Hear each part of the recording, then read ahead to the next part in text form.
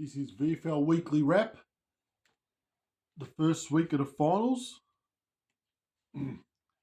Go through the results first. 4 games, all at the same time. I went to one game. I'll go through the other ones first.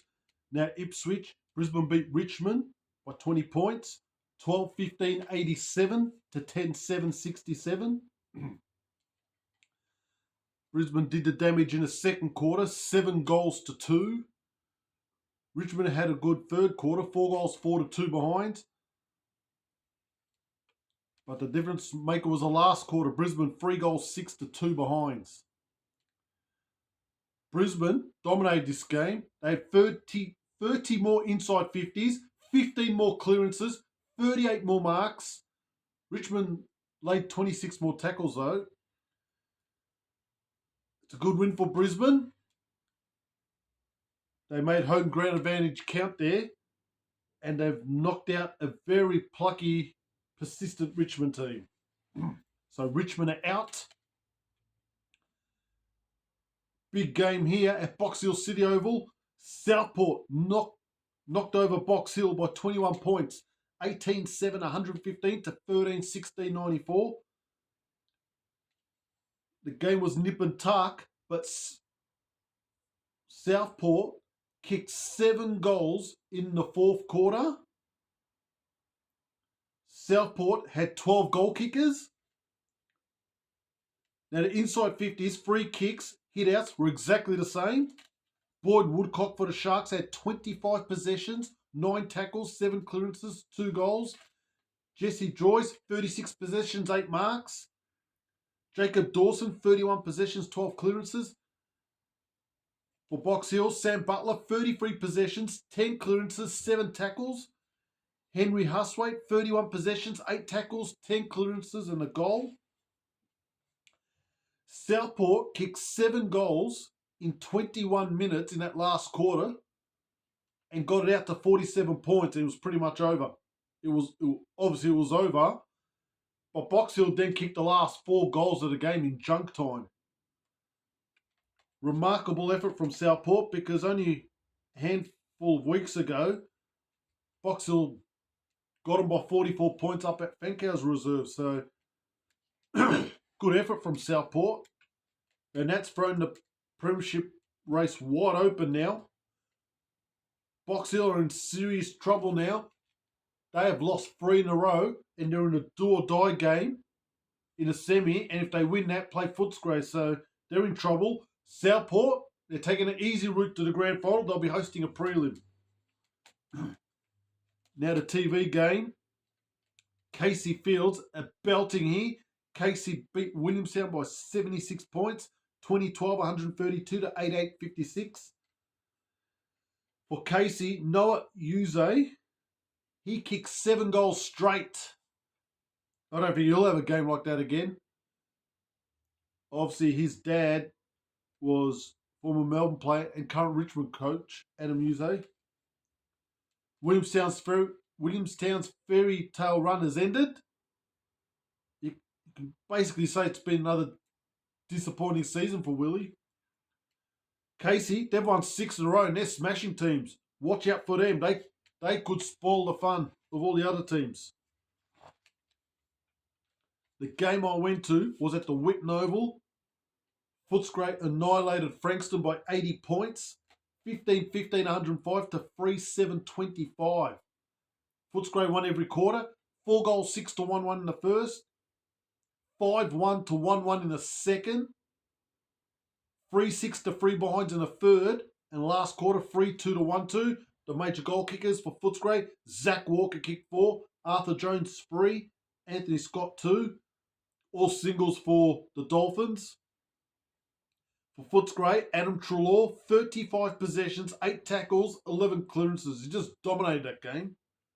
He's just a class above. Cooper Craig Peters, 24 possessions, 10 tackles. Lachlan Smith in Iraq, 22 possessions, 7 clearances, 39 hit-outs and a goal. Arthur Jones, he had a good game, 3 goals too, 22 possessions, 7 marks. Liam Jones in defence, he took 10 marks. Now for Frankston, Jackson Voss, 27 possessions. Tom Blamiris, who's had an outstanding year.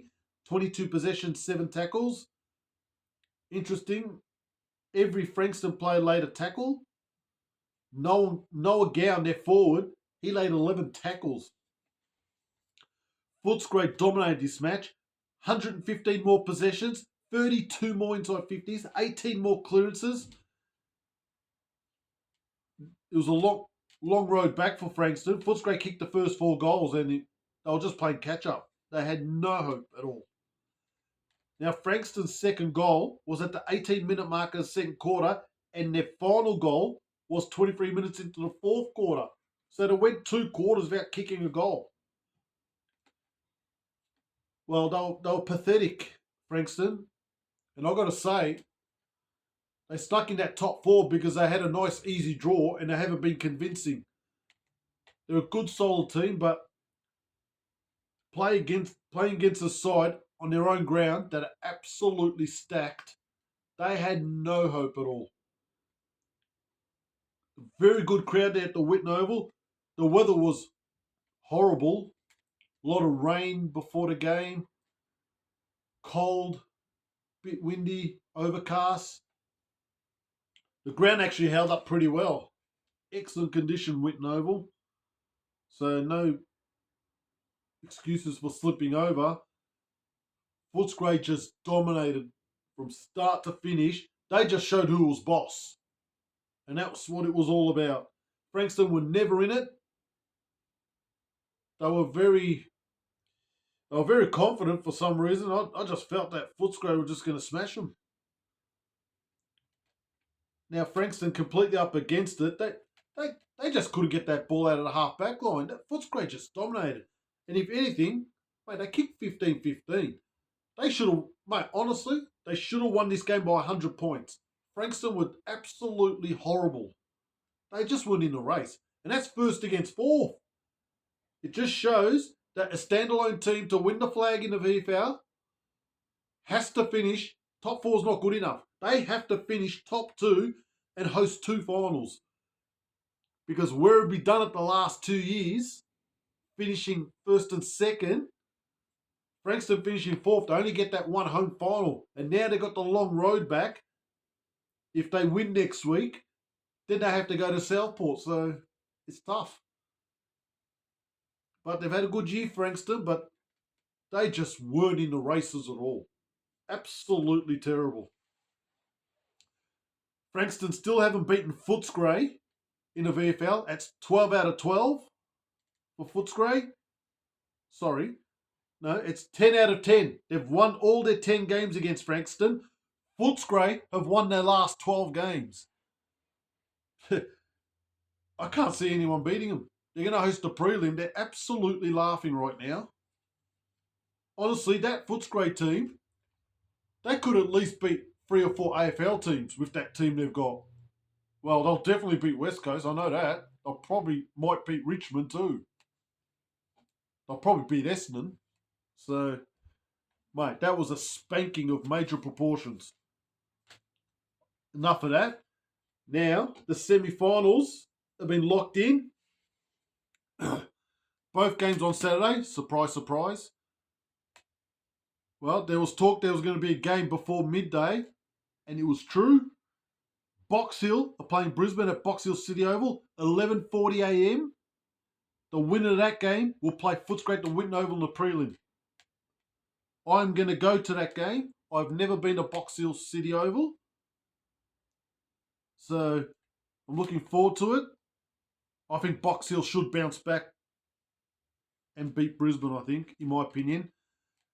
Well, the Queensland final's still on. If the 2 Queensland teams make the grand final, it's going to be in Queensland. So